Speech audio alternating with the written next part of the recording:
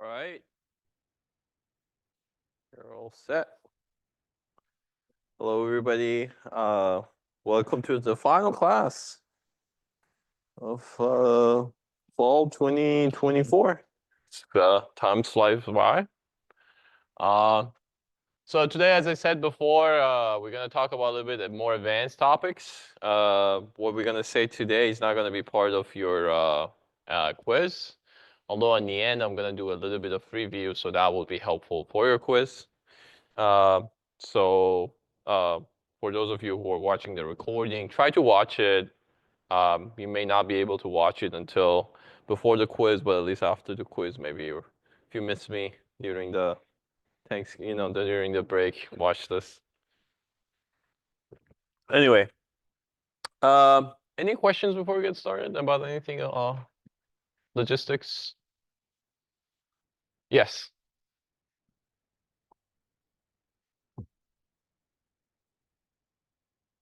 Can you repeat the question? Sorry, I can't hear. Yes, the question is the quiz and material after quiz 2? And the answer is yes. Yeah, so it would be like main memory, and then multi-core coherency and consistency, and the last lecture, which was systems, because it's smaller. But today won't be included. Any other questions? All right. So where are we? We are at this kind of like the last section, and this is now. As you can see, this is like 2016 onwards. So this is the picture that I took from the book, and the book was published in 2018. That's why kind of it ends in 2018, but the reality is that this is kind of like a flat line at the moment. And it's not like completely flat line. And if you ask different people, they have different opinions of like how flat this line is. But it's fairly flat compared relatively to 20 years ago. Our computers no longer is that faster. Especially when we are seeing computers, mainly CPU. There's other components that are still getting faster, including the GPU and all, although there is also discussion on whether GPUs are getting faster or whether we're just adding more memory. One thing that we can always get better is memory and the memory bandwidth, and that's really what's happening now. But other parts of the system is kind of like fairly flat. And you probably, if you follow news about like, companies like Intel, and you see that Intel is like doing lots of layoffs and they fired their CEO and all that, most part of it is kind of like they cannot really keep up and they cannot really make faster computers. Part of it is really technology, part of it is their own internal politics and whatever that I'm not going to comment on. But generally, in terms of like, computer architecture as a whole, we are kind of like, getting to the point that all the tricks that we did was like, we did all the tricks. There's not much there to further kind of extract. So the question, of course, is this the end? Is this the end of this field? Is there more innovation coming or not? And the answer to that is obviously no. Especially for computer architecture, the interesting thing was there are many instances in the history that we thought that this is the end of making computers faster.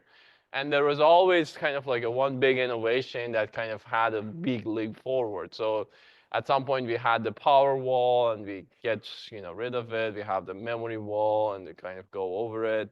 And this is also another problem that we're kind of dealing with it for quite some time now, and then we still manage to figure out ways to make it better and faster. Let me actually do full screen. So let's talk about what are those things. And for those of you who wants to, think about like having a career in this domain, see what you're gonna work on. So there are three main things that is happening right now. There is what we call more, which the idea is that the Moore's law hasn't been dead. There are other ways, including, for example, like adding multi-core and all, that can help you to keep up this increase of speed. There is another way of increasing, and that is what we call more than more. The idea is that add more components, other components to the system, and that way we can get more. And the third one is that we need to completely think differently about the way that computer works and move beyond CMOS. And quantum computing, for example, is a big example in this domain. So that's kind of the third domain that has been lots of innovation and research. So let's talk about these. So on the more side, and this is kind of like the most popular option here, is there are three layers that you can do innovation. At the device level, there are different things that people are working on in order to make computers faster. It's mostly at the device level. Remember, I told you that a big part of like making computer faster was using better transistors, small transistors. So that's, line of research is still going, and mostly at the physics and device level. Those of you who are interested in semiconductor and like more lower level probably already familiar and kind of involved with some of these processes. So examples are, for example, having different types of transistors called FinFET transistors. So the idea of FinFET transistors is, for those of you who know what is a CMOS, CMOS is kind of like the gate is like this. So there's like one gate on top. But the idea of FinFET and generally all around gates is that we should think about this as more of a 3D, that think about it as kind of a cylinder, and your gate is kind of like wrap around this. So you have like the channel is like this, and the gate is around this. And the good thing about this is that you can control the entire channel much more, right? So instead of like having only control over on top, if you have an all-around gate, then you can control it on the other side. And the reason that this is important is that if you remember, I told you that as the channel gets smaller and smaller, then the leakage grows. And then if you have more control, then you can have a stronger electric field, and that will help you with like improving the leakage and all. Again, goes really deep into the physics that I personally also don't have any expertise on. But generally, there are tons of these kind of research on new materials and new technologies for the transistors. And high-K material is like the oxide that you put between the metal gates and the channel. And these things can help you with kind of increasing, allowing you to kind of shrink the transistors even further.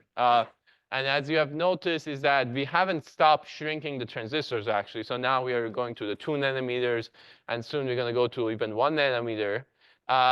And the reason for this is these innovations at the device level. Another big thing that is happening is 3D.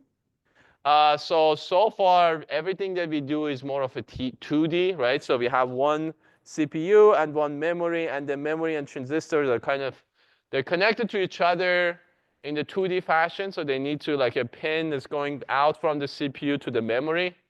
And we already discussed that this is fairly slow. So the idea is that why don't we kind of do this way, so that we put the memory on top of the CPU, and when you put these things together, then you can have many connections, many short and very fast connections. So you get better latency because the distance that needs to travel is much less. And more importantly, you get lots of bandwidth. Because essentially all you need to do is like having lots of pins from this upper layer to this lower level. And now that you are doing 3D, you can do like one layer of memory and one layer of CPU. Why should we stop there? We can actually go all the way up, right? So we can have layers and layers of memory. Idea is that you can go all the way to 20 layers of memory. So essentially, like you have a high rise. And then as long as you can have these connections, you can have a massive connections. And this is what you usually call 3D memory or high bandwidth memory, or HBM. And this is actually a commercial component in many of these recent systems. Yeah, question?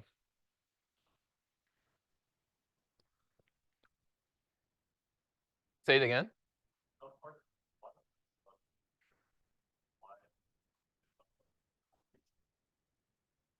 So why didn't we 3D sooner? The question is? Well, it's a very challenging process because so the big I was actually going to say this. The big challenge in 3D is thermal because now you're kind of your CPU is sandwiched between multiple of these chips. The heat cannot dissipate. So there's lots of research on okay, how do we dissipate this power?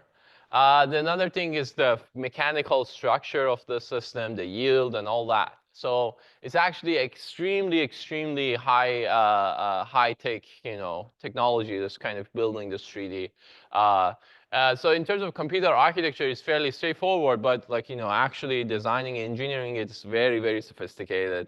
So that's why it's still ongoing process.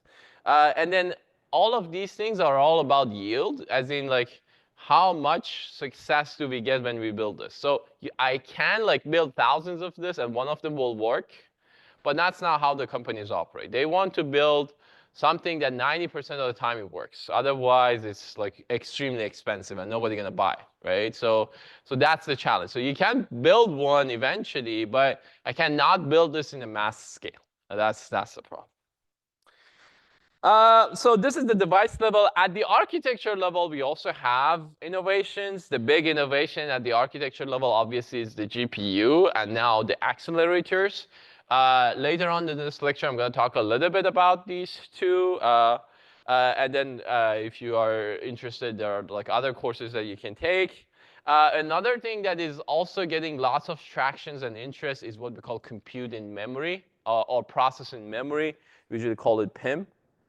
So the idea of PIM is that, if there is a memory here and there is a CPU here, and if all the things that I told you that the problem is this bottleneck of like reading things off of the memory, the idea is that what if I actually have like a thin layer of processing here, okay? Like this 3D, for example, kind of like that, but simple things at least I can do in the memory. So for example, if all I need to do is something like a matrix multiplication, then I don't need to kind of bring things to the CPU and then run like a multiply instruction and I don't know, read the register file. If all I need to do is really adding and multiplying, maybe I can have like a simple logic that can do add and multiply and have it inside the memory. And this is what we call a process in memory. Like, can I do simple things? You might ask, okay, why simple things and why not more advanced things? Because of course, once this gets advanced, then you will have the same issue that you had before, that you need a lot of transistors and you cannot do it, and you need to go 3D, and 3D has its own problems and all. But simple logic, it's not that difficult to actually implement it into a memory. So there are lots of these interesting innovations on processing memory. There's lots of innovation in doing analog computing, so you don't need to necessarily translate anything to bits. You can actually use gates to kind of do multiplication and addition and all. Again, these are all for this very particular example of matrix multiplication because of the machine learning, basically. So like, given that machine learning getting so popular and kind of like a big thing now, all you need to do is really, if you can do addition and multiplication fast enough, then you kind of cover most of like kernels that you need for machine learning. So yeah, so this is kind of like process in memory, compute in memory, or there's like a similar thing to this is near memory. These are kind of like the ideas that many people, including many good researchers here at UCLA, working on it. And yeah, if you're interested, definitely take a look at them and follow. I'm going to also talk a little bit about GPUs and accelerators later on in this lecture. The final thing is different paradigms. So more, it basically says that you don't need to kind of limit yourself to one paradigm. Maybe I can just add massive scale, like rack scale systems. And then I can have like various tiers of systems, like IoT devices, for example, or embedded systems and so on.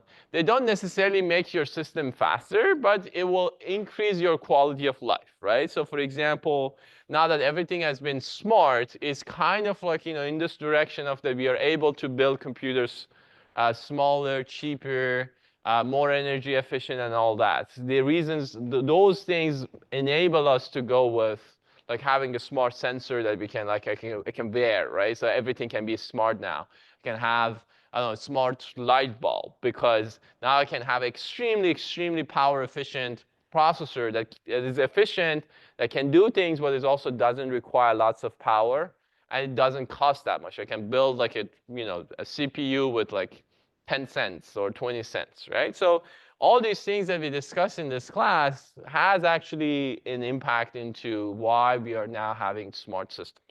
Okay? Questions here? All right. The second thing is more than more. So the idea of more than more is that let's integrate more things into a big substrate, okay? We usually call this a system on a chip. So in the past, we had like a CPU and then maybe a memory.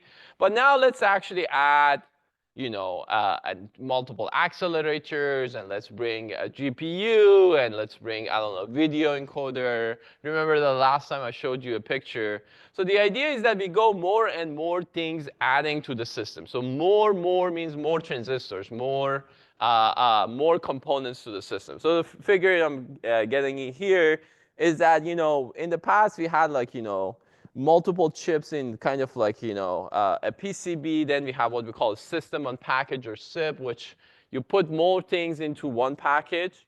The state of the art is what we call a heterogeneous system, which you have all of these things on one piece of silicon together. So you have many transistors. Those of you who follow news, like maybe you've heard about this company called Cerebrus, that they have like massive like wafer scale computing on a very large piece of silicon, and they can do like large language models, this billion parameters in very few cycles. The reason that they can do this is that they can integrate more things and they can nicely communicate between these different components. Yeah.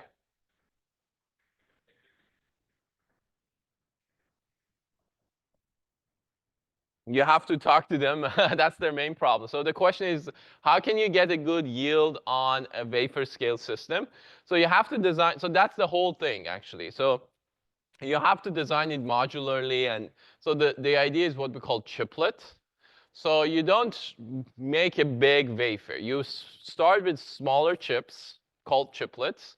These are having very good yield because they're small. But then you have this integration technology that you bond these different chiplets together. That's the new innovation, that you find a way that these things can be then connected to each other in a fast way. So equivalent of that is that I have these chips and I put them into the PCB, okay? So they are getting rid of that PCB and make that PCB into very advanced packaging technology. That's the new thing that is happening. Yeah. What's the benefit of this? The benefit of this is that you can have a massive computer.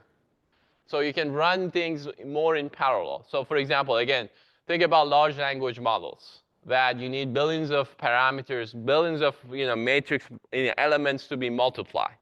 I can do it in a PCB or like multiple racks, but then since these needs to communicate to each other, the communication becomes the bottleneck. So I cannot let's say I cannot buy like 4 GPUs and then connect them to each other and expect to get really fast inference because the communication between them is horrible. But if I put them into one single chip and the communication between them is very quick within cycles, then I can have this parallelism that I want.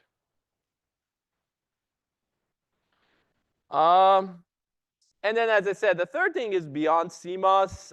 There are a bunch of examples, which some of you have seen or worked on. Of course, the big one is quantum computing, because quantum computing kind of massively changed the way that we are computing things. One thing to remember is that quantum computers are not going to replace your regular computers.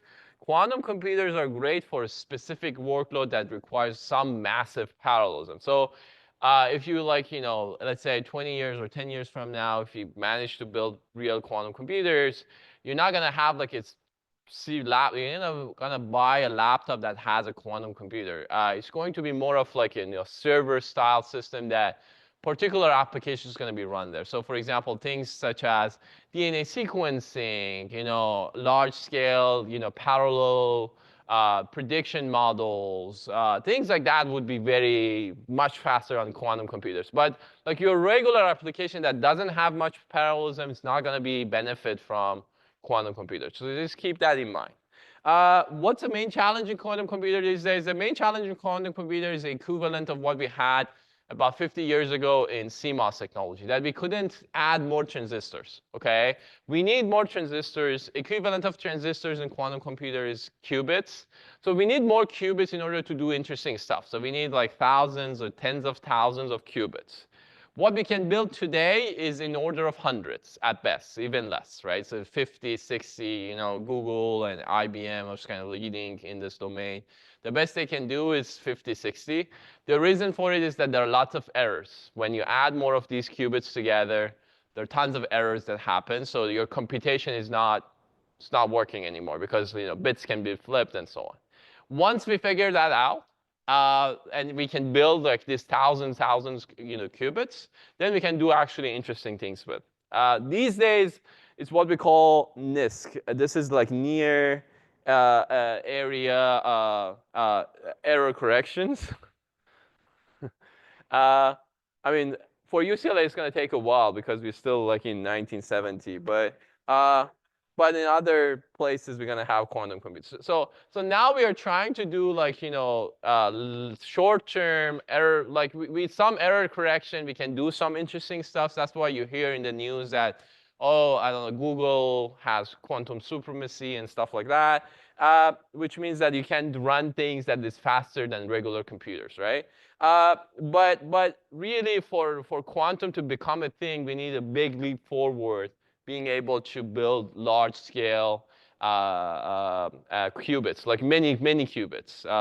And as far as I know, still we're not there yet in terms of technology. There needs to be like very big innovation that allows us to do that.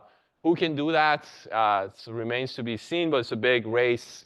Multiple countries and multiple groups and so on and so forth are trying to do that. But it's very exciting, right? So hopefully we can have it sometime soon. Any questions here? There's also like other things such as optical computing, which you don't necessarily have. You use lights and you use photons to do computation. UCLA particularly is actually very strong in that domain. There's neuromorphic computing and all that. That's looking at analog and thinking about spiking neural networks rather than like artificial neural networks. That's also a big area of research because they can then potentially can build like a brain-like computer. And some of you have seen this kind of like, startups like Elon Musk has one that try to build like a real brain kind of thing, or even using brains in the loop. So these are like very exciting areas that fundamentally change the way that we do computation beyond CMOS. So it's not going to use like a pipeline processor to do that. It's just very, very different way of computing things. Any questions about these three things? OK.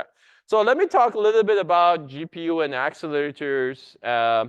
And then, as I said, I'm going to talk a little bit about security as well. And then we're going to review, and then we're going to finish this lecture. So GPUs, of course, for understanding GPU, you need at least a course or multiple courses. Good news is that UCLA actually offering a course. My colleague and my good friend is actually teaching that course. So if you're interested, definitely consider taking it. It's a graduate course, but I think it would be helpful for many of you. But let's talk about GPU very quickly in like 10 slides. So why do we need GPU? GPU is going to help you with data level parallelism. Remember I told you that we have single instruction, multiple data, multiple instruction, multiple data, single instruction, single data, right? And we said that essentially we started with like a simple in-order processor and say, OK, one instruction goes in, one instruction comes out. Then we start talking about superscalar, and we said that, OK, we can actually replicate these pipelines and send multiple different instructions and get multiple out. So this is multiple instruction, multiple data. And this is single instruction, single data. But what we can do is that we can go beyond this, and we can do And then, so basically, we can go beyond and have multiple cores, and then we have many cores. But with multiple cores and all, you will be limited to at most hundreds or 200s. If I have a massive scale of parallelism, what I can do is I can do what we call single instruction multiple data, SIMD. The idea of SIMD is that, for example, let's say I want to do multiplication, okay? If I have this massive matrix that has many elements that needs to be multiplied element-wise to another massive matrix, all of these kind of operations is just one instruction. That's multiply, okay? So I don't need to propagate multiple instructions. I don't need to kind of like say every single multiplication is one instruction. What I can do is that I can say there is one multiplication, but with thousands of inputs. So instead of like saying that, okay, this is mult1, and then this is like r x1, x2, x3, and then the next one is x4, x5, so on. What I can do is that I kind of like do it in some vector fashion. I can say x, some vector, like x1 vector, x2 vector, and x3 vector, right? So single instruction, but massive data, okay?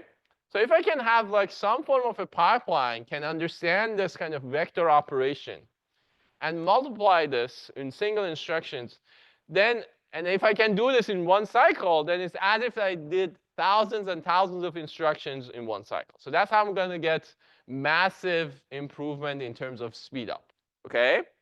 So GPU is going to give you that. Why is it so interesting?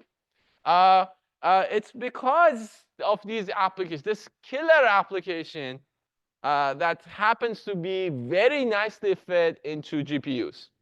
There's a question.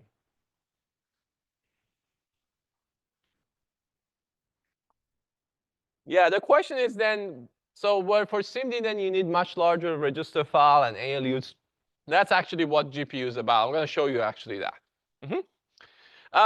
So why GPU all of a sudden becomes an interesting thing? The funny thing was when GPU was created back in early 2000, they had no idea that it's going to be this massive thing. So initially it was designed for like ray tracing and graph processing. Graph was naturally lots of these kind of parallel kind of matrix multiplication and all. But then suddenly in early 2010, like when the AlexNet and deep neural networks was presented, they actually saw that they can map their algorithm into GPUs, and boom, that's when GPUs becomes a big thing, and then the rest is history, right? Like other people came up with better deep neural networks, and from deep neural networks we transitioned to CNN convolutional neural networks, from convolutional neural networks we transitioned to transformers, and now we have this kind of like generative pre-trained transformers, GPT models that kind of like transform the world, right? So all of them at the end of the day is just one simple matrix multiplication, okay? And nice thing about GPUs is that all of this is just multiply x1 vector, x2 vector, x3 vector. That's all. And the rest is really like, the innovation, of course, there's lots of innovation on the algorithm level of how do you create these networks, how do you train them and all that. But in terms of actual computation, they're all just this matrix multiplication. And since I can do this matrix multiplication very, very fast now, that's why GPUs are so powerful and so valuable and so popular these days, okay? So let's talk about them. So the first thing is that why don't I just use more cores on the CPU? Why do I need a fundamentally different components?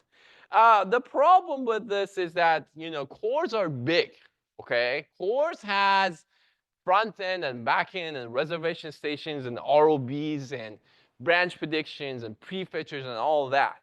I cannot just have thousands of them on the single core because each one core is really big, okay? So what I need to do is that I need to kind of modify that design. What I need to do is that since I'm now moving to the SIMD regime, that this is single instruction but multiple data, I need to shrink the controller but I need to make my execution unit bigger. And when I do my execution unit bigger, then I need to bigger register file. I need to have more FUs.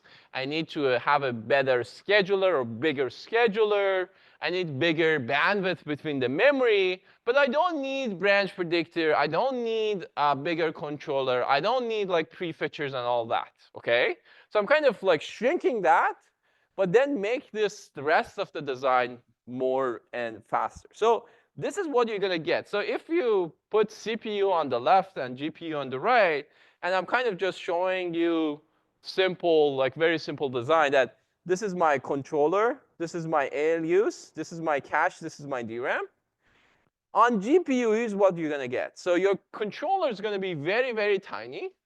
Almost all of your design is basically ALUs. So it's kind of like this like cartoonish design that you have now hundreds of FUs, just one very simple reservation station kind of. You had a question? Say it again. Question is, do GPUs do out-of-order execution? Yes, they can. You can do still some of those. I'm going to actually talk about the execution models of GPUs. All right. So this is kind of the idea of GPUs, but I'm going to give you the macro architecture, a little bit more details on the GPU side. But it's kind of like comparing, if you want to have a mental model of what is different between CPU and GPU, the basics are the same. The difference is that now you have much more functional units than CPU. And the reason for this is that I have the same instruction, but I now have many, many more registers I want to do at the same time. OK, so that's kind of the big idea. And as I said, the reason for it is that there are killer applications for that, which is machine learning. So as I said, so kind of a bit of the history. Initially, it was used for graphs. Then around 2006, when NVIDIA introduced the CUDA language, then GPUs transferred from graph processing units to what we call general purpose graph processing unit. So essentially, the idea is that you can write any arbitrary program in CUDA, and you can run it on GPU. It doesn't need to be just a graph application. You can run any application. As long as you write it in CUDA and you write it in a way that CUDA understands it and can be parallelized, then you can run it on a GPU. OK? That's why we call this GPGPU, which means that it's a general purpose graph processors. OK? The way that GPU and CPU operates together is that things will be still downloaded into your memory. From memory, it's going to be loaded into the CPU. But then CPU is going to offload things to the GPU. OK? Typically, these things that are being offloaded to the GPU, we call it kernels. These are like self-contained programs with inputs and outputs and memory. We offload them to the GPU, and then since after you offload them to the GPU, then GPU will take care of things. So CPU is no longer involved. You offload them to the GPU. GPU do the computation. At some point, it might notify the CPU that the final results is available. So if you remember last time, we talked about interrupt or polling base and the memory mapped I/O and all that. So these are all where this is applied. And then, for example, let's say if you want to interact with the mouse and the keyboard and the monitor, GPU does not need to directly talk to them. They'll talk to the CPU, and from the CPU goes back to them. So still, your operating system and all is on the CPU side, but the CPU doesn't run the code that you want. It's offloaded to the GPU. OK? This is kind of like ways that you can think about a GPU-CPU system. So you can have like a CPU with a memory, GPU with its own graph memory and some bus. More recently, there is what we call integrated systems, where GPU and CPU are part of the same chip, and then they even share a cache, and then they have a memory. But there are different ways. So this is more of what we call a discrete model, and this is more of an integrated model. And then the way that CPU and GPU talk to each other is very similar to any other I/O that we discussed last time. You can either have custom instructions to load things to the CPU. You can have dedicated channels to load things to the CPU, or you can just do simple memory mapping. So you load and store to a particular address, and that will write into the GPU and read from GPU. GPU and memory, CPU can also share memory because sometimes you need to offload some part of the program to the CPU and some other programs to GPU, and they can work excuse me, work together. So that's when you can actually share the memory between them as well. Okay? Yes. Yes. So the question is that CUDA has an instruction set that GPU understands. Yes. So this is actually that's kind of simplified programming model. How many of you have written a CUDA program? No one? One or two? Okay. Interesting. So yeah, so the CUDA program. So like for example, let's say you want to do this famous Daxby loop. Daxby is this. Oops. What happened? Oh, my Zoom decided that it needs to be updated. Give me a second. I think it's still being recorded, so we are good. But okay.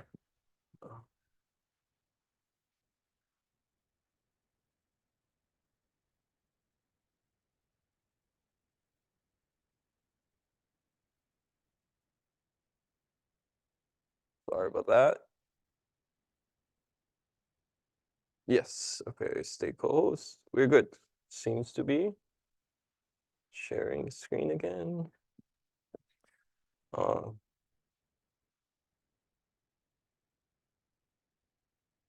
So now my note is updating.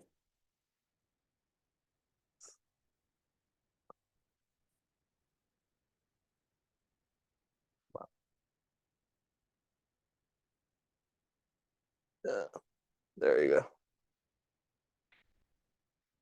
That's very weird. Okay. Sorry about the technical difficulties. Oh, I need to do one more thing.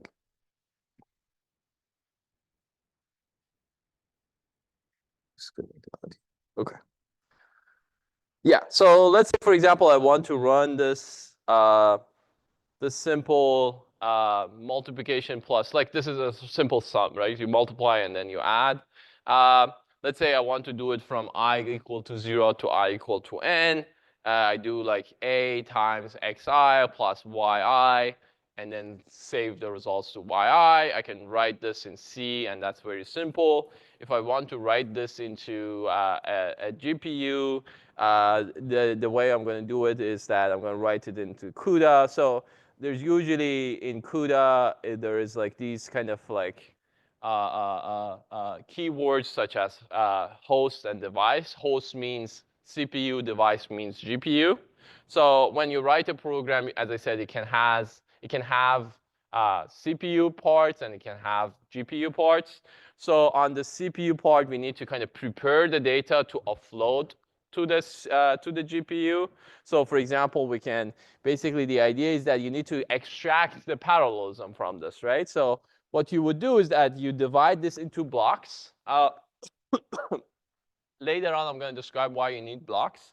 But you essentially, what you do is that you divide this multiplication into smaller blocks. Let's say if n is equal to 64, I'm going to divide it into 16 blocks, like, 4 blocks of 16, okay?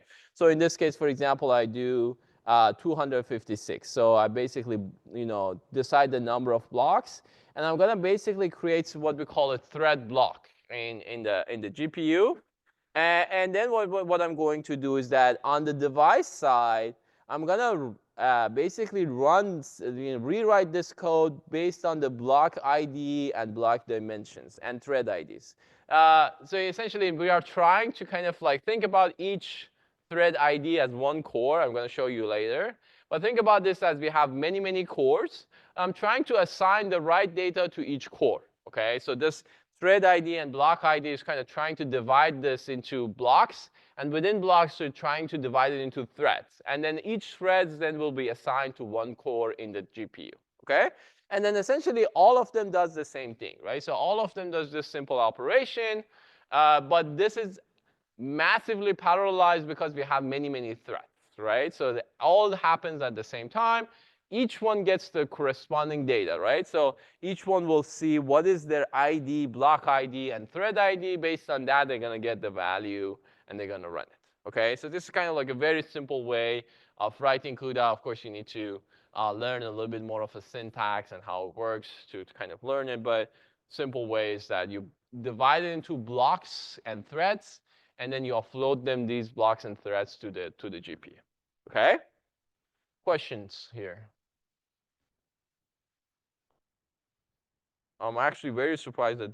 So in your, do you take any parallel programming or parallel algorithm class here at UCLA?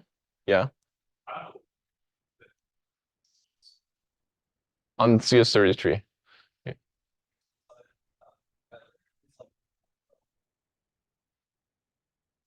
Oh, so you do OpenMP, but you don't do CUDA. Yeah, 133. That's what I'm thinking.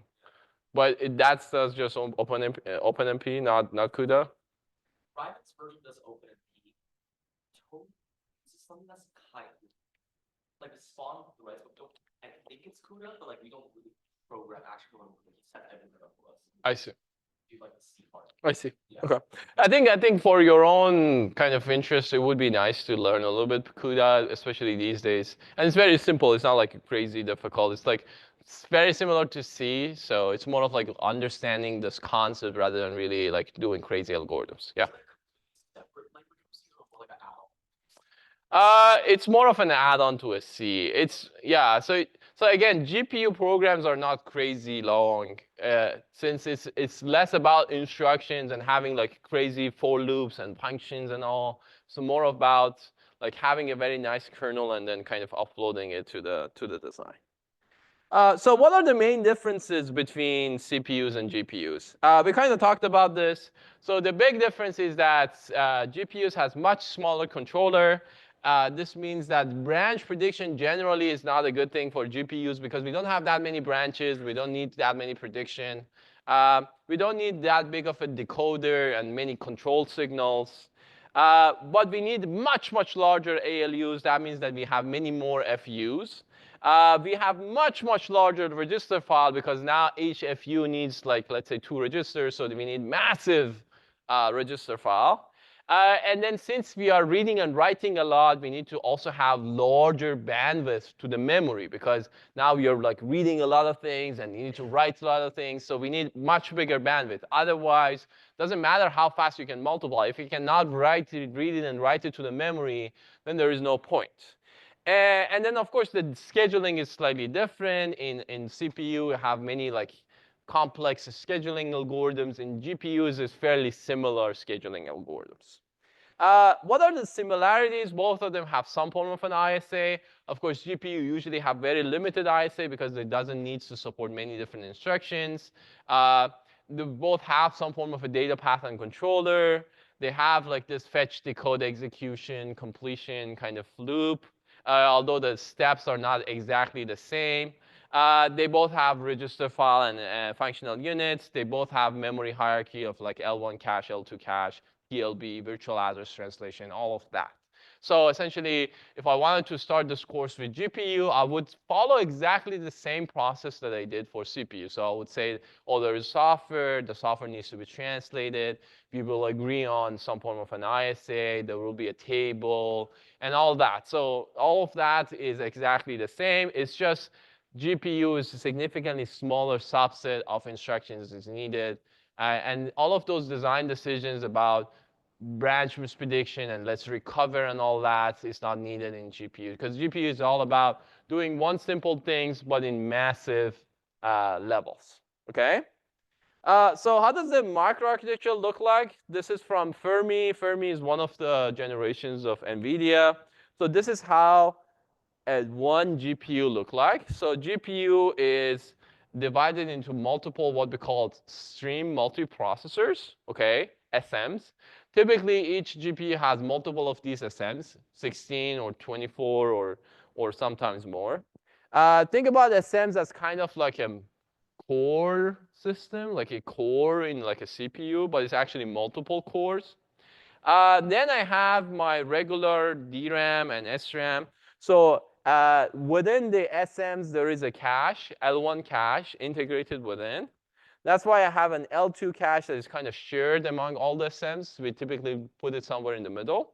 And then there is, like, usually in the corners of the GPU, we have interfaces to talk to the DRAM because there's lots of, communications. We need a lot of parallel communication to the DRAM, reading and writing things from it, okay?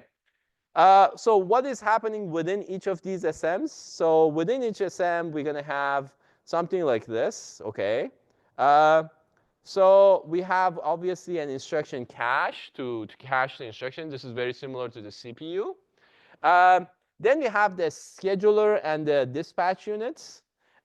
This is it's called warp schedule. I'm going to explain what is a warp, but warp is, think about it as the equivalent of an instruction. So we're going to do the same scheduling and dispatching. Then we have a register file. So we typically do read after issue kind of design in GPU. So we don't store the values into our kind of reservation stations. We just put the instruction names because since the register file is massive, it doesn't make sense to replicate that. But take a look at the size of your register file. 32,000 registers. Okay, so compared to 128 or 256, we are talking about 2 orders of magnitude, 3 orders of magnitude more registers, okay? That's why register file is no longer this kind of innocent, like, small array. It's actually multiple banks. So it's like a DRAM. So it has multiple banks, and within each bank, there is like kind of tons of different rows, and then you have to kind of read it. So it's kind of like a cache-like behavior register file. Then you have your execution engines. Execution engines is kind of like itself is a little bit more involved. So it's not just a functional unit. It has what we call an operand collector, which is kind of like equivalent of what we had for reading the registers and waking them up. So it's kind of like the same wake up logic that we had. And then we have the actual FUs here that it could be either floating point or integer units. And then we have the equivalent of some form of reservation station or ROB, which we write back the results to the results queue. And as you can see, we have many of these, okay? So as I said, you have 16 of these SMs. Within each SM, you have many, many smaller, what we call single processor or SPs. And then this is how you can do massive amount of computation at the same time, okay? You also have load store units, load store queues. Again, there will be lots of read and writes to the memory. That's why you separate the integer or ALU operations from load store operations. And you have also what we call SFUs or special function units. This is, for example, for like handling branches and all these other instructions that we need to do.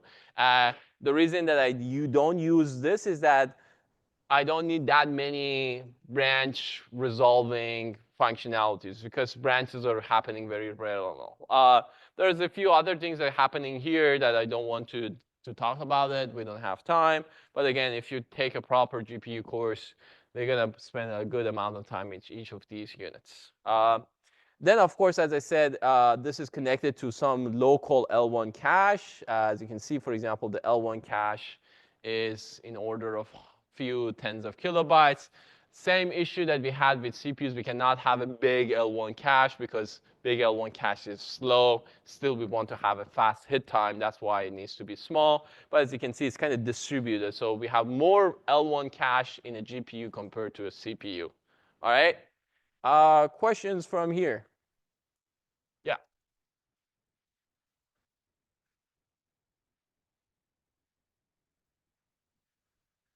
Yes. So the question is like, graphic cards has has memories. Yes, that's the same DRAM as here. So that's actually the main thing that you pay for, right? Like, bigger GPUs who has like 48 or bigger, they're like 86000 versus 85000. The difference is like one has like, I don't know, 8 gigabytes, the other one has 16 gigabytes. Yeah. What is it called? VRAMs? Like video RAM? What? Who? I just call like DRAM as VRAM instead, like V letter V. I haven't seen it. Maybe it's virtual RAM. Maybe because it's like virtual address. But it's typically called a DRAM. Yeah. But I might be missing something that maybe if you post it or I can take a look. Okay. So how does this scheduling work in this kind of like a massive system? As I said, we are working not at the instruction level. We are working at what we call warp level. So warp is remember that we are using what we call SIMD or single instruction multiple data. We combine 20 like a few of these. Let's say I want to multiply two numbers. Okay, I combine few of them, usually 32 or 64 of them together, okay, of these threads. I'm going to call that a warp, okay? So warp is a terminology used in NVIDIA, I think for AMD it's called like wave guide or something, I forgot. But like, you know, since NVIDIA is the most dominant GPU architecture, that's why I call warp. So essentially, think about this is that like, you know, if there are 32 of these cores, I take one warp and then run them together on this course, okay? So I do it at warp level. So I'm going to schedule one warp and then run another warp and so on and so forth. So this is basically how it's look like, okay? So this is my kernel, okay? This is what I offload from the CPU to the GPU. Remember I said that I have a kernel, a big kernel, and then divided into what we call blocks, okay? This is what we call thread blocks. So these blue things are my thread blocks or thread TBs. Within thread blocks, I have threads, okay? So for example, you can decide that your thread blocks has 256 threads. This is a user-defined size, okay? So within each thread blocks, I have threads. Then I basically takes each of these threads, and as I said, when I want to actually run them, I run them at warp level. Warp is something that is hardware dependent. So usually it's either 32 or 64. So if you, for example, define your thread as 256, then I will run this at 8 batches. So I take the first 32, I run one warp, and then I can schedule another warp, or I can keep running that warp. So the scheduler decides which warp to run. The warp is not visible to the user, okay? So it's a macro-architectural kind of thing. So the user only offload the threads and thread blocks, but then the actual GPU microarchitecture takes this at the warp level and run this warps. Essentially, warps are a combination of threads. So for example, 32 threads, they can run together, okay? So when I have multiple stream processors, I essentially run this all together, right? So I have 16 SMs. I can run 16 parallel warps at the same time. Each warp is 16 or 32, okay? So going back to the picture here, essentially I take one warp running here, one warp running here, one warp running here, one warp running here, and so on. Each warp is 32 threads, right? So this is, for example, or 32 times 16, that's the number of the same operation that I can run in parallel in one cycle. That's how I'm going to get massive parallelism in the system. Yeah. Each thread is one instruction, but all of them is this. So each warp, all of them are the same instruction, okay? So all of them are matrix multiplication, but it's different data. So one of them is x0, y0, the other one is x1, y1, the other one is x2, y2, and so on. All same instruction, multiple data. Great. So this is kind of like, then you can obviously have different blocks. So you can have different programs. Each one have multiple thread blocks. So you have block 1, block 2, and so on and so forth. Within each one, we have multiple threads. So you can actually then, the scheduler can decide to mix and match these blocks. It can take one warp from one, run that, and then switch to another one. So the scheduling is really at the warp level of deciding which warp and which thread block and which block to use, okay? So all of these are decisions that the scheduler makes, and of course, Depending on how we make these decisions, we can have faster systems and slower systems. So there are lots of research going on in that directions as well. Okay. So it's kind of like to review. Uh, your program is combination of threads. Threads is the smallest entity in a GPU system, uh, which execute one instruction and one with multiple data. Then combination of threads becomes a thread block. Combination of thread blocks becomes a program, or we usually have also grids. So you can have a bunch of these grids, and then altogether becomes a kernel. Okay? And then in terms of memory, each thread has its own private local memory, but then we usually have the shared memory between the blocks, and then there's a one global memory for the entire program. This is like your L1, L2, kind of L3 caches. Okay? Uh, and then this is again kind of like the way that, remember that example that I gave you, that I have block IDs and thread IDs. This is how we actually map this into the thread and block and grid. So this is your block ID. This is your thread ID.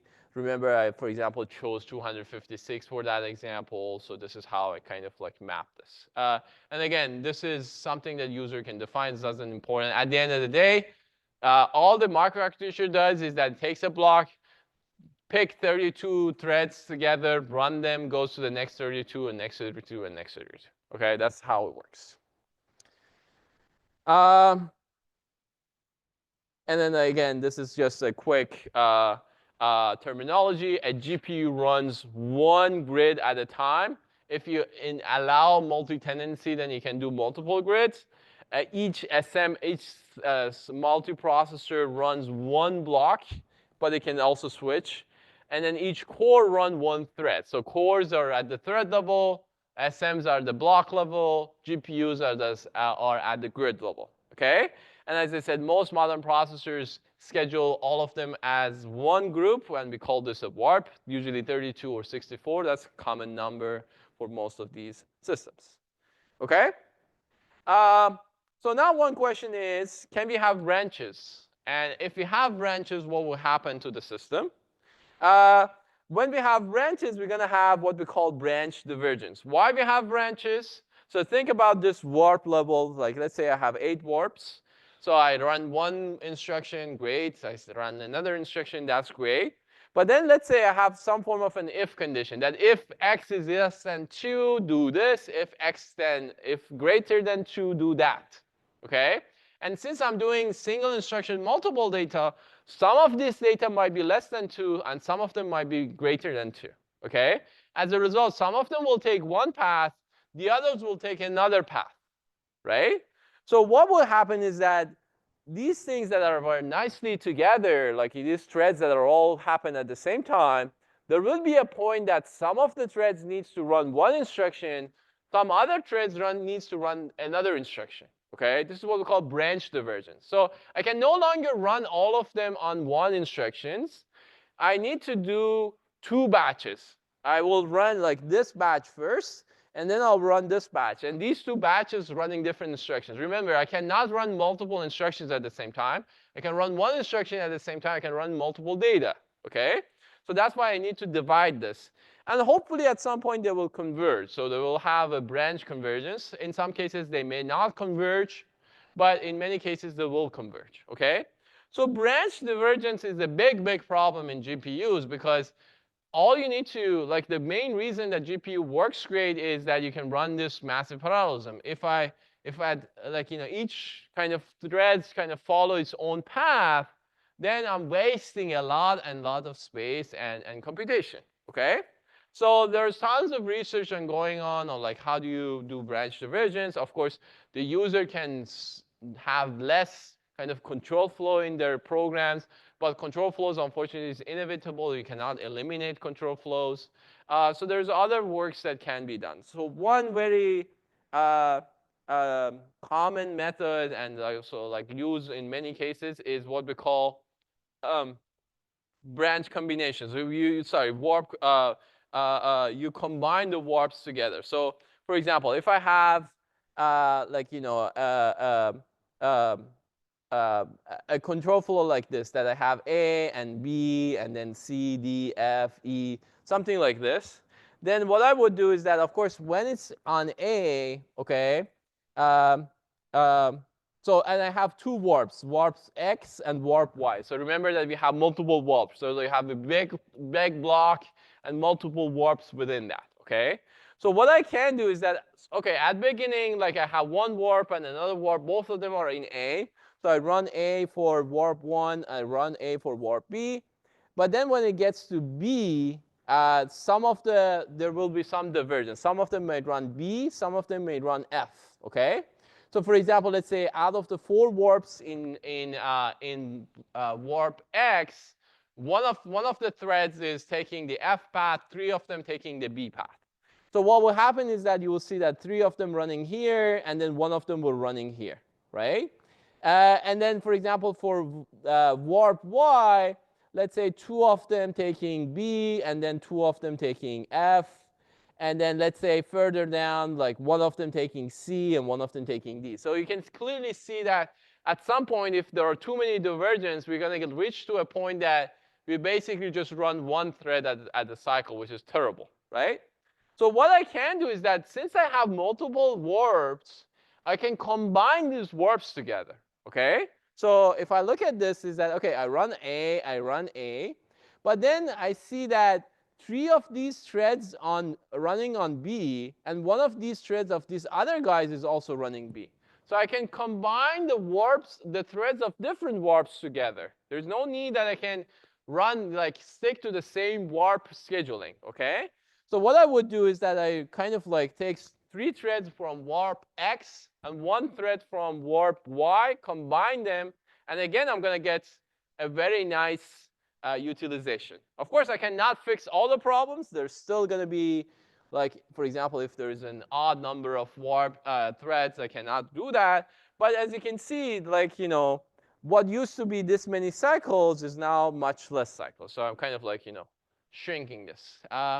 And then, of course, this means that now my scheduling is much more complicated because now I kind of need to search beyond warps. I need to kind of find which threads is available and kind of feed that into functional units.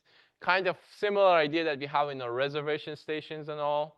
But it's doable. So it needs a little bit more logic, but it's doable to kind of keep track of who's in which direction and all that. Okay? Um, there are also many other challenges, and again, if you're interested, definitely either read it yourself or take a class. But branch divisions is a big thing. Scheduling is a big thing. Register file design is a big thing. Memory design is a big thing. There is like lots of requests coming and going to the memory, and again, you can also do combining some of these requests together. This is what we usually call memory coalescing. There's coherency problems, there's consistency problems in GPUs as well that needs to be fixed, similar to the multi-core. And there's also power consumptions and all that. So as I said, there's like tons of these different and interesting issues that is unique to GPUs. And if you want to learn more, consider doing something about it, like watching videos, taking courses and all. Any final questions about GPUs? All right, so let's have a quick break, and then we're going to come back and talk about accelerators as well.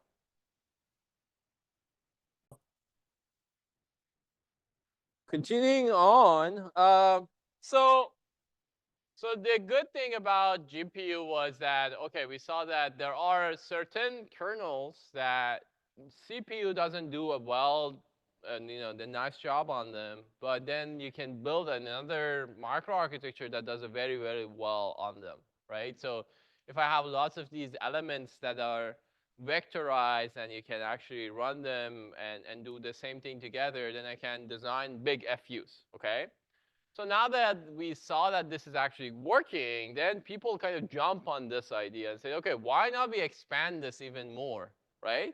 So let's, instead of what we call a general purpose hardware design, which is a CPU that basically has sequence of instructions, let's actually have what we call also special purpose hardware design, which is I know that I'm going to run this particular kernel. Instead of designing my microarchitecture that can run any different instruction, I'm going to just run one, create a particular hardware that does just one thing very well. For example, it can do only and only matrix multiplication really well. I don't care about your branches and like 10 different types of stores and loads and 10 different types of ALU operations that we've learned in RISC-V. I only care about add and multiply. That's the only thing that I care about. So I'm going to super optimize my design for this thing, okay? And GPU kind of an example for that, but GPU is still kind of general purpose. So I'm going to go even more crazy, okay? So there are actually tons of things that you can accelerate. And all of these things are actually being used in your modern systems, even in your cell phones. So there's things for encryption, decryption, and hash functions. But the big thing is matrix multiplication, convolutional networks, and machine learning. Okay, so this is the main thing these days. But there's also other things such as DNA sequencing and things related to bio, things related to video and audio, and so on and so forth. Okay. So how do we design an accelerator? The design of an accelerator is fundamentally different than designing a general purpose CPU. In general purpose CPU, I told you that all we need to do is agreeing on sequence of instructions, and then we design a data pipeline controller for that instructions. In accelerators, we take a mathematical formula, which we usually call a data flow, and we implement that data flow. Okay, we no longer implement like a machine that can understand instructions. We implement a machine can do a data flow really fast. Okay. Uh, so in data flow architecture, remember that I told you that this is one Newman, which is kind of a program order. And I told you that there is also another alternative, which is data flow. So here it is, okay? So in data flow, there is no notion of program. There is no program counter. There is no instruction sequence.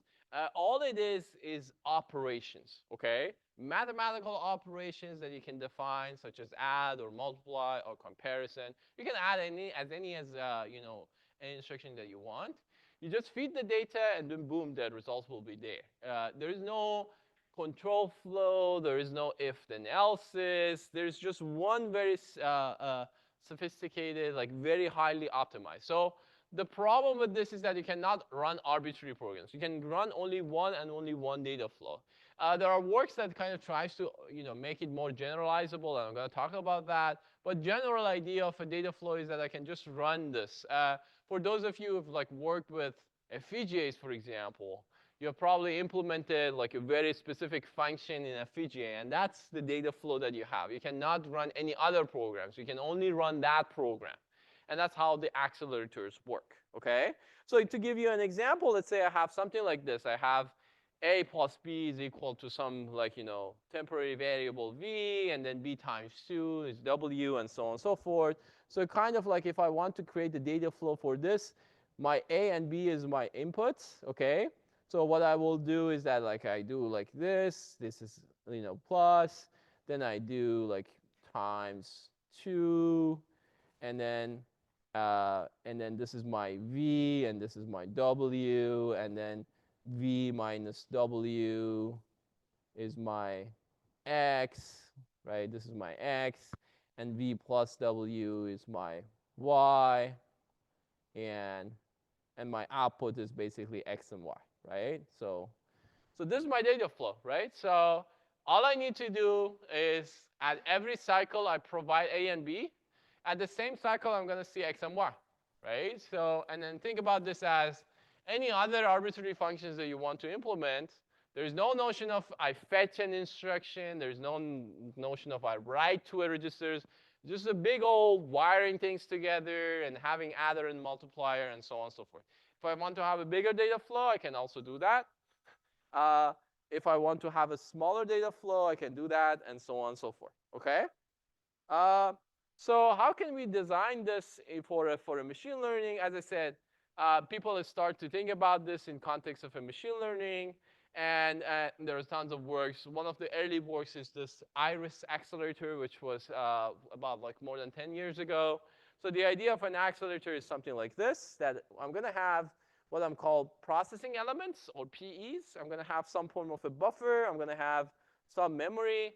And these PEs are this equivalent of what I showed you here, okay? So some form of a data flow like this, okay? So what exactly do they look like? Again, the goal is doing matrix multiplication, because matrix multiplication is very common in many kernels, including machine learnings. So in matrix multiplication, you have like a filter, and you have an input, and you have an output. Those of you who know how the matrix multiplication works is that you kind of multiply this into either this direction or this direction, and then this will result in one element in this output image.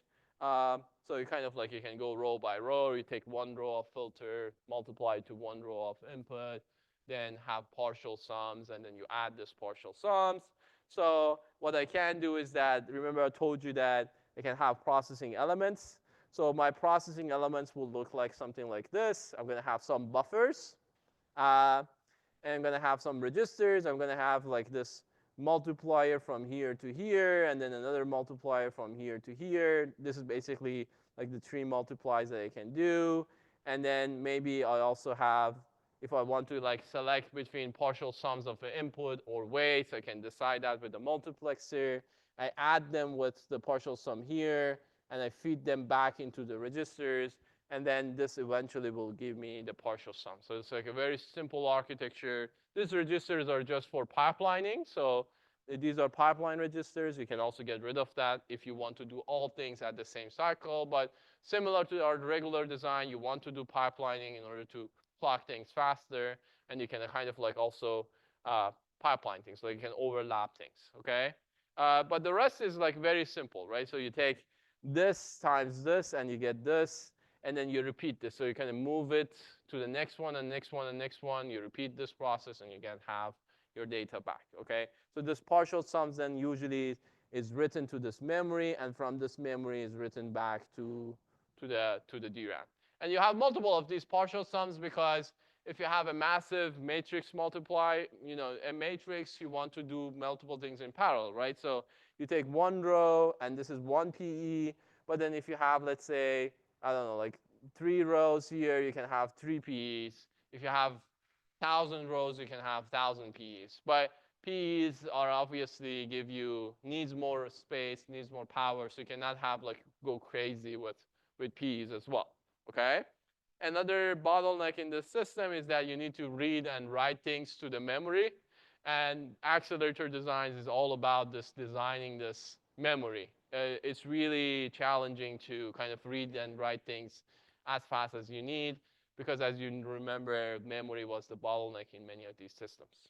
Uh, um, and yeah, so if you think about, okay, how does this kind of combine together? Of course, you also need data flow between processing elements, because, for example, you need to like add this partial sum and this other partial sum from like this row and this row. So like the element here is combination of bunch of P's, so you need to combine them together as well.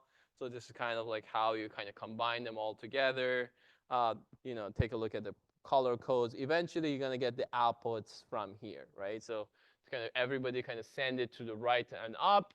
And eventually, you get the final value is combination of all these elements, right? And for example, in this case, it might take like 9 cycles to get the final result. If you have more pipelines, it takes more. But all it does is that it very fast and quickly multiply this for you, okay? So there are tons of these questions, and again, there are courses that they teach you how to design an accelerator, given that it's actually very, very interesting topic and very hot topic. If you're interested, you have to take and consider taking those classes. But there are tons of these questions. So for example, how do I design the marker architecture around memory hierarchy? Because the memory hierarchy that you see here is very different than the memory hierarchy that you see in the CPU. How do I design my kind of register files or processing elements? What data types should I use? This is kind of trade-offs between accuracy versus computation. How should I design my kind of adder and multiplier? What data flow should I use? Should I like go with like row based? Should I do column major? Should I do input to stationary, output to stationary, weighted stationary? All of these things is actually the kind of designs that these accelerators are doing. For those of you who've like done some work in this domain, you're probably familiar with this. If you didn't, you can read a little bit. You can just Google this Iris accelerator and read a little bit more about the paper if you're interested as well. Questions? Similar to this, of course, there is also other ways of doing this. For example, this is Google TPU, and it's fairly similar to the kind of the design that we explained. There's like a kind of some form of a core. For TPU, it's understand like 5 different types of instructions, like read to the memory, write from memory, and so on and so forth. And so it's kind of like TPU is kind of like somewhere in between a GPU and like a customized accelerator. But again, at the end of the day, it's just a matrix multiplier with multiple P's. So these blue things are the P's that you have. This HBM is that high bandwidth memory that I talked to you about. These are like big DRAMs that can read and write quickly from it. And this is kind of some specifications. So like, they have 16 gigabytes of HBM. You can read and write from memory 600 gigabytes per second. So that's how fast you can read and write. You can do floating point, multiplication, and accumulation. And this TFL, this is teraflops. So flops is operations that you can do. The higher, the better, right? So this one can do 45 teraflops per second, which means that this many operations that TPU can do. And of course, you want to do more and more of these flops. If you can do more and more flops, it means that you can do more parallel things at the same time, which means that now if tomorrow, if I come up with even bigger model that has more parameters, I can run those more parameters in faster, smaller time, okay? So to kind of summarize what things that I've said, so we said about more, and more than more, and beyond CMOS. For more, I give you an example of transitioning from CPUs to GPUs. The status quo is that we are now kind of using all of them at the same time. So we have accelerators, we have GPUs, we have CPUs. We need them all for various different things. If you need even more specialized hardware for not just matrix multiplication, but maybe for other purposes, you can also design those as well, okay?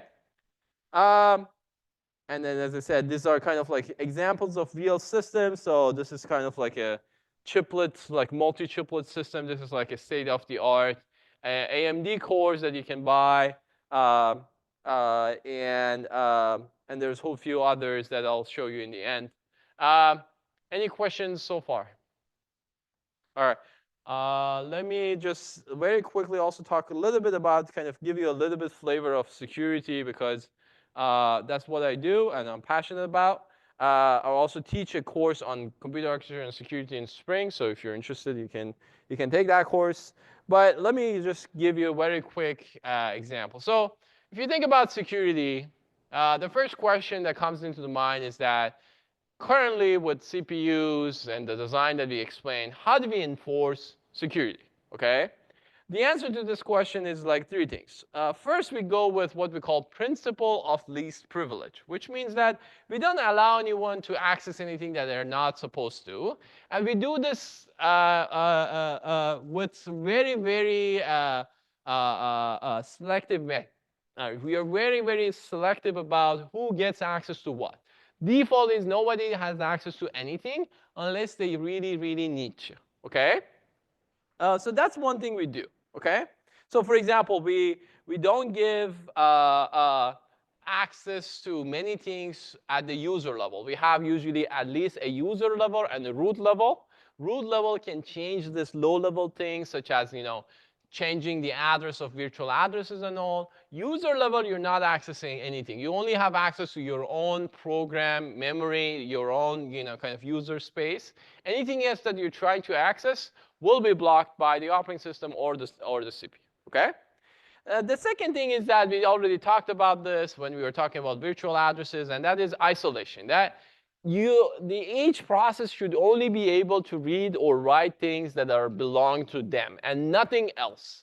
If they're trying to even read something from another process, will be immediately blocked. How it will be blocked? We talked about virtual addresses and the way we translate and we check the permissions and all that. Okay? And the third thing is what we call trusted computing base, or TCB, that we trust something within the system, and we build everything else based on that. So usually there is like a hardware module called Trusted Platform Module, or TPM. When you boot up the systems, the first thing that is powers up is your TPM. The TPM runs some form of checks. It checks the operating system, it checks the status of the vector tables and all that. Once it makes sure that they're not modified and they're okay, then it passes the control to the operating system. Okay? So this always makes sure that the system is starting from like a trusted step. And TPM has been designed very carefully that nobody can hack into it and nobody can change it. So you always trust your TPM, and TPM has following the cryptography methods to make sure that everything else, if they're modified, can be detectable. So TPM can detect things. And for example, this CrowdStrike, big thing that happens recently, what happened was that they changed something in the kernel, and when they're resetting the system, the TPM was kind of failing the check on the kernel. It sees that the kernel is no longer trusted. So keep resetting and resetting the system because they no longer trust that. And that's create this kind of feedback loop that it never kind of came out of. So that was kind of like this because of partially because of this idea. Okay? And the way that we design the TCB is that we keep it very simple and we manually verify it and all that. There's also like steps that you need to follow that, in proper security course we will talk about. So now the question is, does this work? And unfortunately, the answer is a big no. Okay? The reason for it is like a long story, but like the short story for it is that when we were designing our systems, we didn't really think about an adversary who can exploit this thing. So we kind of designed our systems mainly for performance, mainly for reducing areas. So we start sharing a lot of resources. We kind of optimize things. We cut a lot of corners. Unfortunately, all of the big companies did that. And unfortunately, what happens is that the adversaries were smart enough to be able to detect this and attack them. There are many attacks, many different types of attacks, unfortunately, on modern systems. I'm going to give you just one example of a possible attacks that you can do. But if you're interested, again, consider taking the class and we can talk about it. One that is kind of very commonly used is what we call side channels. So basically, side channels are going to break the assumptions about this isolation. So let me give you an example. I'm going to give you an example of a cache side channel. Okay. So here's a very simple cartoon. Let's say I have two processes, process number 1 and process number 2. They use a shared cache. Think about you have a multi-core system, and this is L3 cache. Okay. So it's a 4-way set associative. Okay. So these are the ways, and these are the sets. And since this is shared, both of these processes can put their data into the cache. Of course, if, for example, and then let's say P2 is the victim and P1 is the attacker. So let's say P2 has some data here, okay? If P1 tries to read this data, it's going to be immediately blocked because we have the principle of isolation. So you cannot directly read things from the cache or the memory that doesn't belong to you. That's something very simply protected by the address translation and operating system. But here's a clever thing that the attacker can do, okay? So instead of directly reading this address, here's what I'm going to do, okay? I'm going to, based on the pattern of the other victim, I'm going to learn something about them. So think about this. Think about that I have a code like this, that if P is equal to 0, I'm going to read address, I don't know, like a load word something. And otherwise, I'm just going to continue, okay? And let's say this P is a secret value. So this is like a cryptography operation. I'm going to actually give you an example later. But let's say P is a secret value. It's either, if it's 0 or 1, I'm going to learn something about the system, okay? So what will happen is that if P is equal to 0, I'm going to issue a load. If P is equal to 1, I'm not going to issue a load, or other way around. Doesn't matter which one. So for example, if P is equal to 1 in this example, I'm going to access the cache. If P is not equal to 1, then I'm not going to access the cache. Okay, so just keep that in mind. All right. So let's say based on this activity, how the attacker can attack the system. The attacker, so essentially, let's say that this address P is going to be mapped into this set 0. Okay, one of these ways, doesn't matter which way, but it's going to map into the set number 0. Okay, so these are just simple assumptions. So as I said, if the adversary tries to access this, they cannot do that. They cannot know whether this P exists even in the cache or not, because whatever I try to do is always going to be accessed. So this is out of the question. I cannot just read this P. Okay? But here's what I'm going to do. Okay? So what I'm going to do as an attacker is that, let's say I know that this set 0 is the one that the victim is going to use. I'm going to do this, what we call a prime and probe attack. So I'm going to do this. I'm going to issue 4 addresses, A1, A2, A3, and A4. And these addresses all will be mapped into set number 0. Mapping into set number 0 is easy. I can know the offset and the block offset and the index and all that. Okay? So what will happen is that after I'm doing this, I'm filling this particular set with my own data. Okay? So let's say this is for a set associative. I access 4 different addresses. This will fill the cache, okay? Because let's say the cache is using LRU, okay? Then what happens is that then I'm going to wait, okay? I'm not going to do anything. I'm just going to wait. And in this waiting period, the victim going to do that access. It's going to run that if statement. That if is P is equal to 1, then load word, otherwise don't. So 2 things can happen. Either P is equal to 1, which means that there will be a load. So if there is a load, this load needs to be loaded into the cache, right? So which means that one of these guys, doesn't matter which one, let's say this first one, going to be replaced by P, okay? If P is not equal to 1, I'm not going to issue this load, so I'm not going to evict anything, okay? So after this process, either I'm going to have PAA, right? This is A1, A2, A3, or I'm going to have A1, A2, A3, A4. One of these 2 possibilities. So after this wait period, the attacker is going to do this very simple things. The attacker is going to do, going to check their addresses. Going to read A1, A2, A3, and A4, and going to see whether this was a cache hit or whether it's going to be a cache miss. Okay? There are 2 possibilities. Either I will see 4 hits, or I'm going to see 3 hits and 1 miss. And now I know, if I see 4 hits, P is equal to 0. If I see 3 hits, P is equal to 1. And in this process, I never read the address of P.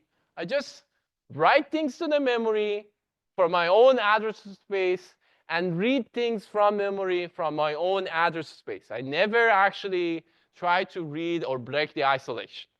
Question?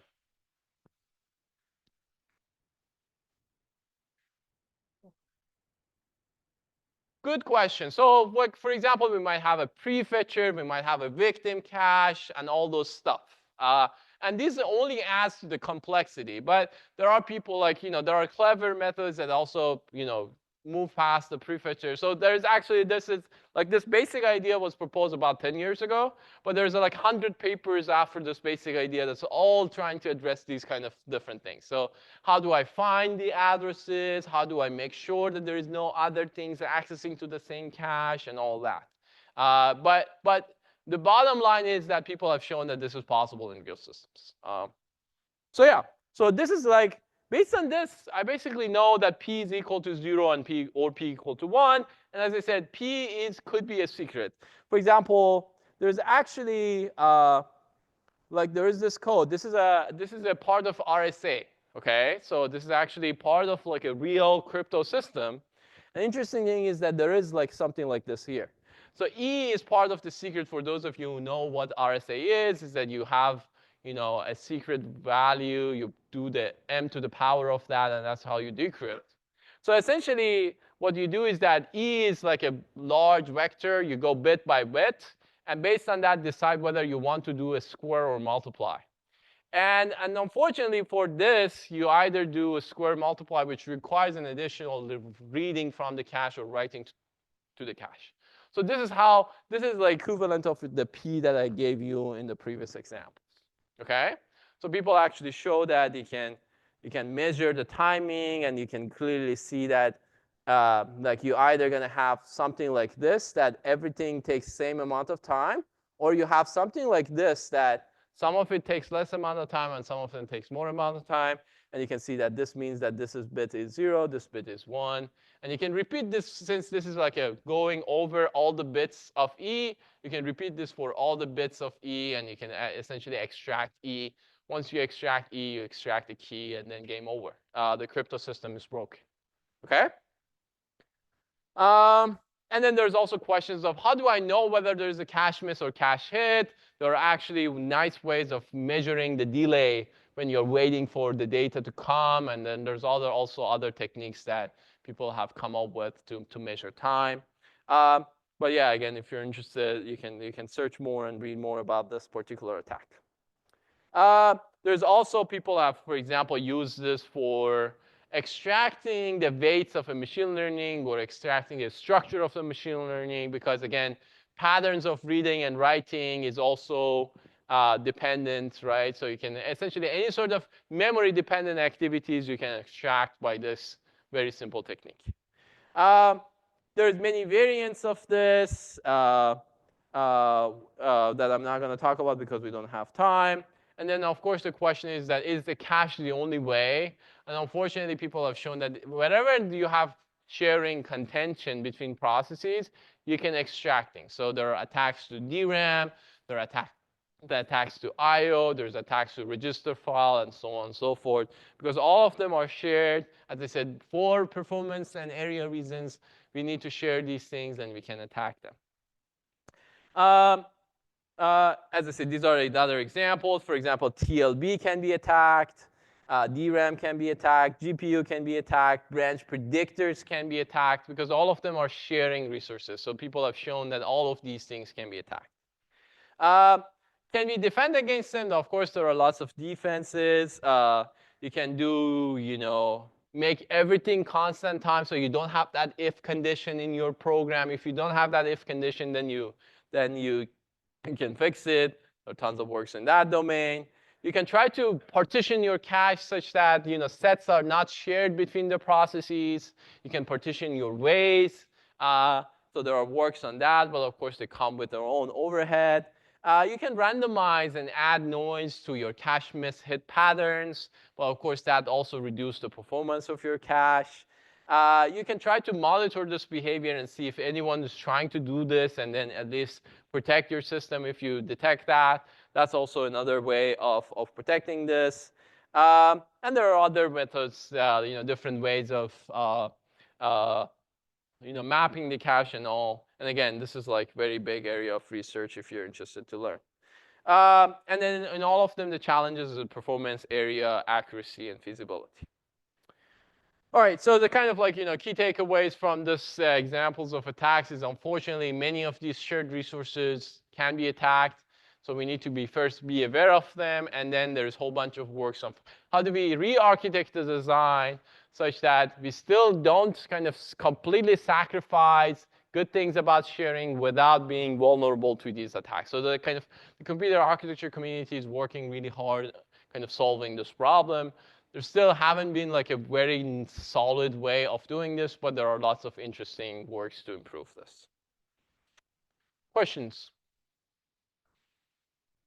All right, so quick review, and then we move on. So topics that we covered, we start with ISA. We talked about microarchitecture. Then we go to all these other techniques such as pipelining, speculation, parallelism. Then we moved on to cache and memory hierarchy. Then we start talking about system on chips and GPU and accelerators and I/O. And then we, of course, talked about multi-core, right? Like we talked about coherency and consistency issues. All of them kind of follow very interesting ideas. And as I told you at the beginning, that some of these ideas are applicable in many other systems. So let's kind of revisit those ideas very quickly. First thing is we abstract things away, so we use abstraction to simplify things. We did common case fast, and this is like very, very common things in computer architecture. As you see, we always like do, okay, let's do prediction. If you are 95 times correct, even if the 5 times is going to be slower, overall it will be faster, right? So we make the common case fast. We do lots of parallelism because parallelism help us in various different times. We do lots of pipelining, and again, pipelining helps you by dividing into smaller steps. We do lots of prediction, right? So speculation and prediction was like one of the key metrics that we used. We use hierarchy, and then using memory hierarchy particularly helped us a lot with kind of hiding and having both big and fast. And yeah, that's kind of like the big ideas in computer architecture systems, right? So abstraction, common case, parallelism, pipelining, prediction, and hierarchy. And again, as I said, you'll use this in many of your day-to-day lives as well. So these are kind of very intuitive ideas. I also showed you like real systems, and I promise you that once you see this again, you'll now understand how it works. So as you can see, this M1 processor has 4 high-performance cores, which has ultra-wide execution architecture, which means that it has many FUs. It has 192 kilobytes of instruction cache, 128 kilobytes of data cache, which is your L1. It has a shared L2 of 12 megabytes. The difference between high performance and high efficiency is that, as you can see, it has much smaller caches. It also has much smaller functional units and all. And this is kind of like how the system works. So you have your CPU, you have your fabric, which is your interconnect, your cache and GPU, and your neural engine, which is the accelerator, also sits there. You can see that your DRAM is also now sits into the fabric. This is how we basically use this. This is like, you can see that your cores, like 4 high-performance cores are here. Your 4 low-performance cores are here. Your GPUs are here. Your caches are here. Your neural engine is here. Your DRAM and all that are here. So it's kind of like what the idea of like a big M1 is. And if you follow like M1 to M2 to M3, you will see that essentially what they do is actually just making this bigger and bigger with faster transistors. That's all that's really happening. And then I gave you this example. And then last thing I want to say before we let you move on is that, I always have these slides because I think it's helpful. So you've learned a lot of things, and unfortunately, most of it you're going to forget. You're not going to remember any of these 6 months or a year from now. But to just, like, now that you know, if you want to kind of like remember what you need to know, here's my suggestion. So I want you to remember that there is an ISA, which is the software to hardware kind of transaction, okay? How does this ISA exactly works for RISC-V? You're not going to remember. You're not going to know what was the opcode or how many bits were the opcode.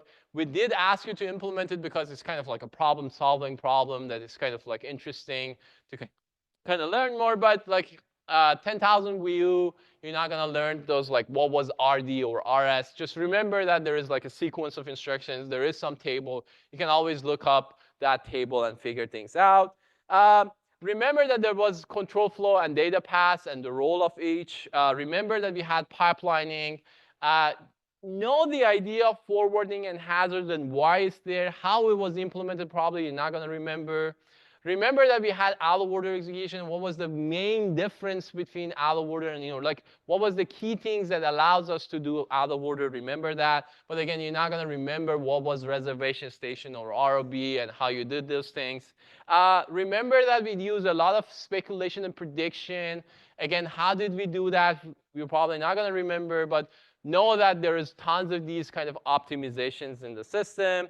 Remember that there is there is cache and multiple level of hierarchies and why it's beneficial. Again, the design and all those optimizations you're not going to remember.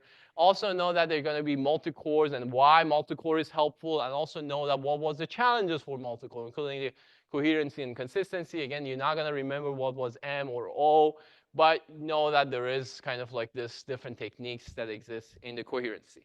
All the videos and slides is gonna hopefully be online whenever you want, so you can always like save this and come back to this. The YouTube channel will be there too, hopefully. Uh, um, and at the system level also, remember these kind of techniques, that speculation, optimization, common case, hierarchy, pipelining, parallelizing, and things like that, okay? There are also tons of things that we didn't cover. We didn't cover VLIW, we didn't cover storage systems, we didn't cover vector architectures, we didn't talk much about power, we talked a little bit about compiler, and we just talked about security. But know that these things, other things exist. Other courses that you take in computer architecture might have those things, but we didn't cover because we didn't have time. Very, very interesting video to watch. Again, this is something that you may want to watch in your free time if you have any. This is from the authors of your book, Hennessy and Patterson. These guys won the Turing Award, which is, for you guys in computer science, Turing Award is like the biggest honor that you can achieve as a computer scientist, so kind of equivalent of kind of a Nobel Prize, because computer scientists cannot win Nobel, which actually not true anymore, because a computer scientist won the Nobel Award this year, but used to be not possible. But this is the video when they won the award. So this is at ISCA conference in 2017. And they actually talk about these things that I started in the introduction. So you will see the same figures and the Moore's law and what happens. So this is actually a very interesting video if you want to watch. Yeah, so you can also follow me on Twitter, on LinkedIn, on my website. My cat has a LinkedIn, has an Instagram account if you want to follow them. Don't forget evaluation. We are at 50% now, so we need to get to 75. And then quiz 3, Tuesday, same story that's similar to others. It's going to be 90 minutes. It's not going to be like 3 hours. Be here at 11:30, and we're going to start. Yeah, question. 53 at the moment. We need at least 75, I think. And the deadline is Saturday, right? So you have only today and tomorrow. All right, guys. Thank you so much.